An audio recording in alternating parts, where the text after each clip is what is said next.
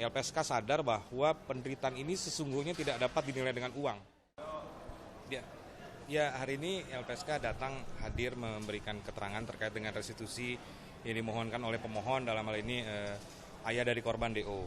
Ya, LPSK menghitung jumlahnya, mungkin tadi teman-teman juga sudah mengetahui ya, sekitar 120 miliar sekian. Nah, memang 120 miliar itu 118 adalah proyeksi pemulihan. Kita tahu bahwa berdasarkan keterangan dokter, korban DO ini saat ini menderita diffuse axonal injury stage 2.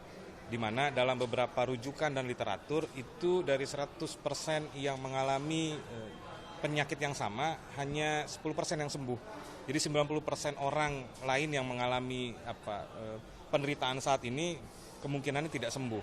Nah, artinya bahwa kemudian kondisi David saat ini, tentunya kita berdoa agar David bisa kembali ke keadaan yang semula. Tapi dengan rujukan dan literatur itu, kemudian LPSK menghitung umur rata-rata orang hidup berdasarkan data BPS, Badan Statistik. Nah, kemudian didapat bahwa rata-rata orang hidup selama 71 tahun. Nah, itu yang kemudian LPSK menghitung proyeksi penderitaan yang harus dijalani David seumur itu. Nah, angka itu yang kemudian coba diuangkan. Nah, memang mudah-mudahan tentunya kita semua berdoa agar korban DO bisa segera kembali ya.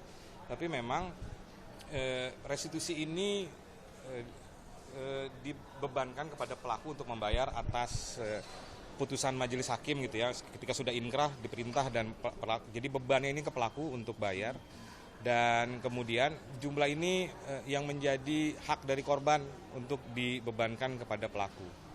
Jadi kalau ada pertanyaan ini jumlahnya kenapa besar banget, ya memang kondisi David saat ini dalam penyakit diffuse axonal stage 2, di mana kemudian kesempatan sembuhnya itu hanya 10% gitu ya. Jadi 90 orang dengan penyakit yang sama tidak sembuh dan kemudian harus menanggung sumber hidupnya. Jadi penderitaan ini sebetulnya yang mengcover hilangnya kesempatan bekerja, hilangnya cita-cita, waktu bermain, atau di waktu-waktu yang biasa dia jalankan kalau dia tidak jadi korban. Ini semua yang kemudian dihitung. LPSK sadar bahwa penderitaan ini sesungguhnya tidak dapat dinilai dengan uang. Tapi konteks restitusi dalam pengadilan harus menyebutkan besaran uang. Itulah mekanisme yang LPSK pakai untuk memberikan sejumlah penilaian. Dia ini perhitungan yang LPSK berikan sudah didasari dengan rujukan yang ada, kemudian bukti-bukti dukung yang ada, dan itu yang sudah dihitung LPSK secara maksimal dan diserahkan kepada diserahkan kepada pengadilan untuk masuk dalam tuntutan dan untuk nanti diputus kemudian oleh majelis hakim. Bang, rumusan ke depannya ternyata prediksinya ini tidak sesuai, kan lebih baik lebih cepat gitu untuk membuat segala macam, jadi ada perubahan-perubahan itu pasti. Ya, kami berpendapat begini, jika kemudian ya amin, kita semua berdoa korban DO bisa lebih baik, ya itu artinya kan tidak juga menghilangkan perbuatan pelaku. Upaya penyembuhan ini adalah upaya yang kemudian dilakukan oleh keluarga. Upaya penyembuhan yang didukung oleh keluarga, yang dimana keluarganya harus jadi tadi, yang harusnya bisa bekerja menjadi tidak bekerja, ini kan akibat tindak pidana. Jadi soal proyeksi, ya kami menghitung dengan rujukan yang ada, dengan umur proyeksi kesempatan orang hidup, ya inilah jumlahnya 118 miliar adalah angka penderitaan hak David gitu ya, untuk sembuh nanti. Jadi penderitaan ini yang diuangkan, di konteks diuangkan oleh LPSK. Jadi komposisinya apa aja? Iya, jadi total perhitungan LPSK itu 120 miliar sekian gitu ya. Nah, 118 miliar ini adalah proyeksi penderitaan. Di atas dasar penderitaan ini kemudian LPSK lakukan perhitungan. Mekanisme perhitungan LPSK proyeksi. Kalau proyeksi perhitungan itu sudah diatur dalam undang-undang, berarti sehingga itu mutlak untuk dijalankan oleh LPSK atau bagaimana? Iya, penderitaan ini jadi salah satu komponen restitusi. Jadi penderitaan adalah salah satu komponen restitusi. Dalam menghitung menilai penderitaan gitu ya, di penilaian restitusi juga kami sebutkan bahwa penderitaan sesungguhnya tidak dapat dinilai dengan uang. Tapi konteks restitusi harus menyebutkan angka gitu ya. Nah, LPSK melakukan sejumlah penilaian dengan mekanisme perhitungan yang telah sebetulnya tadi juga sudah disebutkan. Itu pakem berarti ya Mas ya, di dalam undang-undang, dalam. Nah, itu cara LPSK melakukan penilaian. Itu juga diterapkan ke korban-korban kasus yang lain. Perhitungan restitusi lain. Salah satu komponen.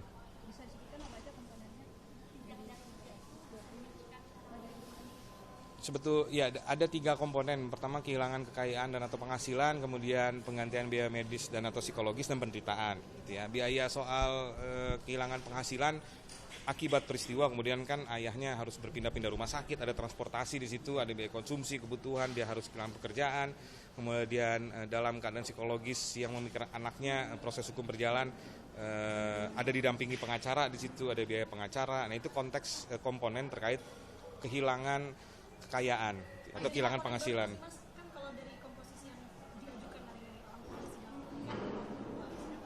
kan naik kan Iya. Komponen ini hanya 3. Ini juga kemudian 3 komponen ini yang ada di undang-undang.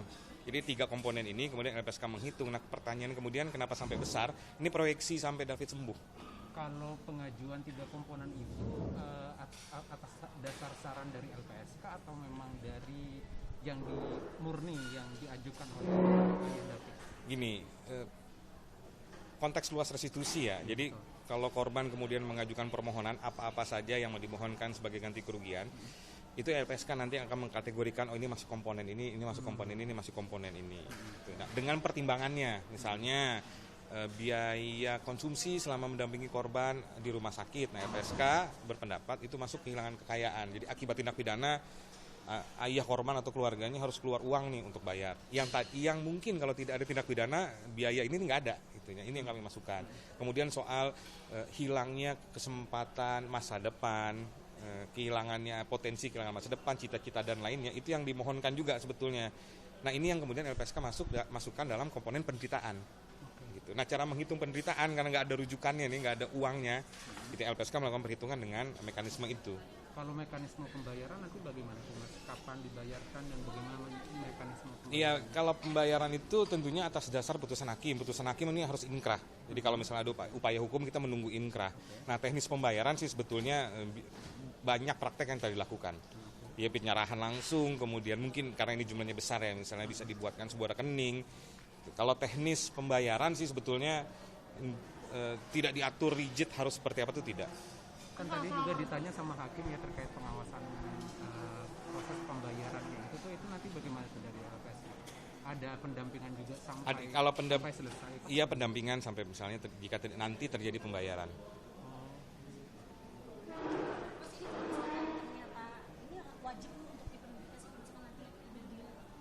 Karena kan tadi sudah pada persidangan kan pengacara sudah bilang kalau misalkan ada sebenarnya mereka nyebut perma soal misalkan ternyata korban pihak ketiga itu ternyata tidak mau membayar, apakah dari LPSK bisa mungkin ada prosedur memaksa atau seperti itu yang bisa memastikan kalau misalnya 100 miliar 120 miliar ini benar-benar dibayarkan? Ya tentunya sih kita berupaya karena ini adalah bagian dari hak korban. Hak korban yang dimintakan dalam proses hukum untuk nanti bener nggak kalau misalnya dibebankan itu kan mengikuti putusan majelis hakim sampai inkrah. Nah untuk pembayaran ya tadi juga sudah disampaikan sih sebetulnya ini ada mekanisme pihak ketiga, kemudian ada mekanisme subsidiar jika tidak membayar restitusi gitu. Tapi saya nggak mau membahas itu karena mudah-mudahan kami ingin berpikir positif gitu ya. Tetap ada pembayaran ganti kerugian restitusi ini untuk korban.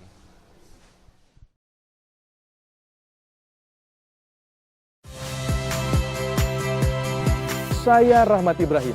Saksikan program-program Kompas TV melalui siaran digital, pay TV, dan media streaming lainnya. Kompas TV, independen, terpercaya.